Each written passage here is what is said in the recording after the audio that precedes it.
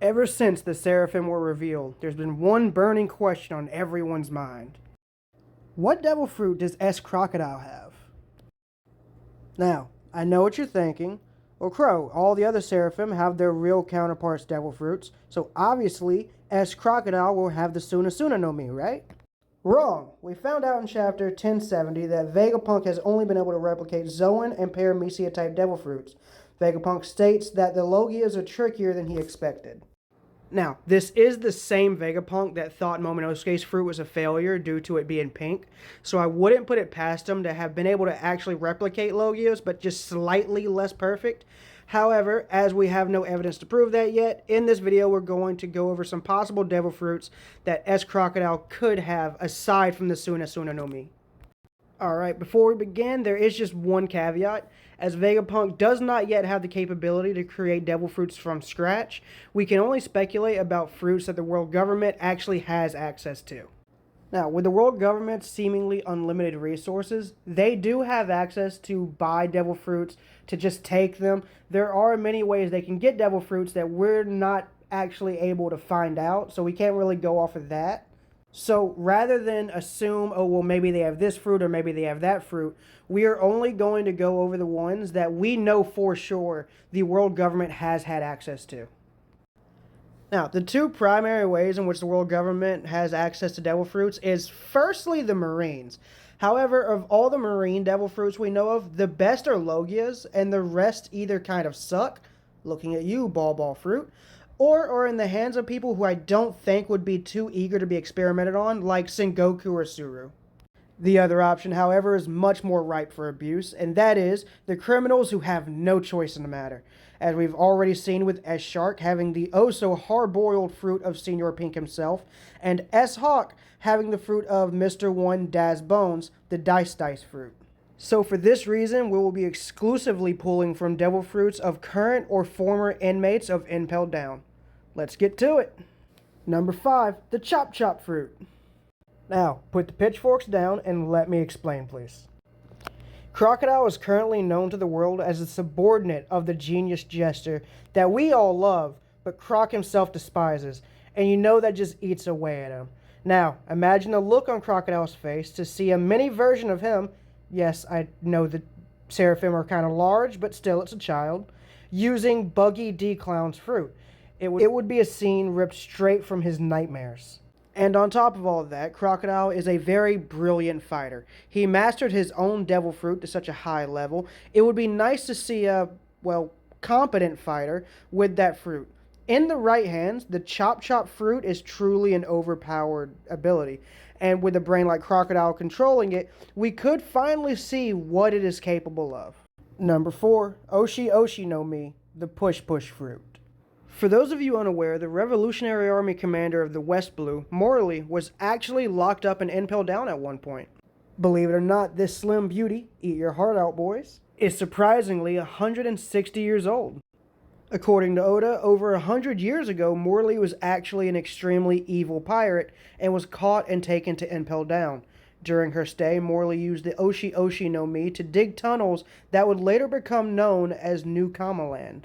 The Oshi no Mi is a fruit used to break apart and push away various objects. However, it's most commonly been seen being used on dirt to dig around without being seen. Which is a crying shame because who wouldn't want to see this damsel? And while this may be a bit of a stretch, Crocodile uses sand. Dirt is basically just sand in a different form, right? Right? I don't know, I failed science. On to the next one. Number 3, the Doru no Mi, or the wax fruit. Because of course the fruit of Mr. 3 is number 3 on my list, because obvious joke is obvious.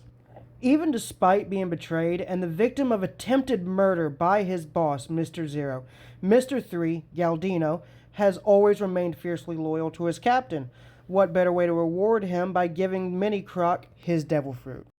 The Doru no Mi is a Paramecia type that allows the user to excrete and mold wax however the user wishes. With its power to emit wax, it's actually a very common belief that this fruit is actually a Logia, which is actually incorrect though. With the fruit commonly being mistaken as a Logia though, I do feel like Mini Croc will have a much easier time getting used to the fruit like this. Also, seeing the reactions of both Crocodile and Mr. 3 upon seeing this would just be hilarious, which is the most important thing at the end of the day, isn't it? Number 2, Mr. 2's Mane Mane no, nah, just kidding. I can't make that joke twice back to back. Number 2, the Fua Fua no Mi, the Float Float Fruit. Now, unfortunately for this one, we're going to use a canon character. Yes, Shiki is canon. But unfortunately, all the information we really have about his fruit, as well as its feats, come from the non-canon movie Strong World. Shiki was actually imprisoned and impaled down, but upon hearing the Pirate King Gold D. Roger was set to be executed in the East Blue, Shiki broke himself out of prison and stormed Marineford, doing substantial damage in the process. It took both Garp and Sengoku to stop his rampage. For those of you who haven't seen the movie, what is wrong with you? It's a great movie. Get on it. The Fua Fua no Mi allows its user to float and fly around freely, as well as make inorganic material fly around however he sees fit. We see Shiki make the ground itself move in a way eerily similar to how Crocodile uses his sand, only on a more epic scale. Aside from becoming intangible, I think Seraphim Crocodile could absolutely put this fruit to good use. Plus, imagine seeing a bunch of dirt crocs about to crush his enemies. Glorious. Now, before we get to number 1, and the fruit I believe wholeheartedly will be the one given to s-crocodile, let's go over a few honorable mentions. Douglas Bullett's Geisha Geisha no Mi. This fruit gives the user the ability to telekinetically disassemble objects and reassemble them into whatever he pleases. For those of you who haven't seen the One Piece Stampede movie, seriously, between this and Strong World, what is wrong with you? Do you even like happiness? Imagine Eustace Kid's Devil Fruit, but instead of just metal, he can manipulate all non-living material. The only reason Douglas Bullett's Devil Fruit is an honorable mention and not on the top 5 list is purely because, unlike with Shiki, it is a lot more difficult to categorize whether Douglas Bullet is canon or not. While the movie itself is not canon, it was a character created and designed by Oda, and there's nothing in the movie as far as Douglas Bullett's lore that directly contradicts anything in the story. So it's a little bit more up in the air, but because of that, I decided not to include it in the main list. Warden Magellan's Venom Venom Fruit. Similar to my reasoning for Mr. 3's fruit, this fruit is commonly believed to be a Logia, despite it being a Paramecia, because it allows the user to emit venom and poison and weaponize it. I do think that this would be an easy transition for s-crocodile, as aside from not being able to become intangible, it works very similarly to his current fruit, only much more deadly and terrifying. Lastly, Mach Weiss's Tun Tun Fruit. I'll be honest, all I got for this one is that it would be cool to see Mini Croc with a power from the Don Quixote family. Plus, Crocodile once employed someone with an inferior version of this fruit, Miss Valentine, with the Kilo Kilo no Mi. This fruit really doesn't suit Crocodile, which is why it's in the honorable mentions, but the connection with Doflamingo and Miss Valentine is the only reason why I had to throw it out there. And finally, number 1, the Horu Horu no Mi. Now, before you click off this video, let me explain. We all know the popular theory that Crocodile was at one point a woman. Now, Crocodile obviously has some sort of history with Ivankov, and Ivankov has a secret that he can use to dangle over his head, as he did in Marineford to get him to comply. On top of that, the gender has always been a big part of Crocodile's character. He calls himself Sir Crocodile, and he has a very gender-themed organization in Baroque works, with all his agents being named Mr., followed by a number, Mr. 1, Mr. 2, Mr. 3, etc., and then each having a female counterpart with the code name of Miss followed by a holiday, as well as the fact that Crocodile seems very open to gender discussions, seeing as he allowed Mr. 2, Bon Clay, or Lord Bon Clay, who fittingly has a fruit that allows them to switch between not just appearances, but also genders, just throwing that out there. But he allowed him to fill the role of Mr. 2 as well as Bon Clay being a Japanese holiday. Oda himself has always muddied the waters of this discussion.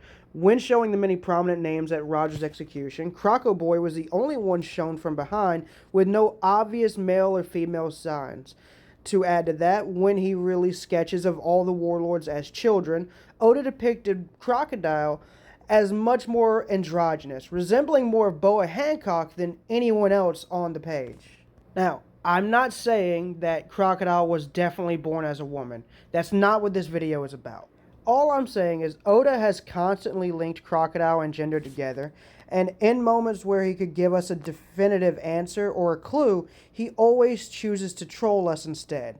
What's a better way to troll us than to give s-crocodile the ability to swap between genders at will, so that even s-crocodile's appearance won't actually give us a definitive answer?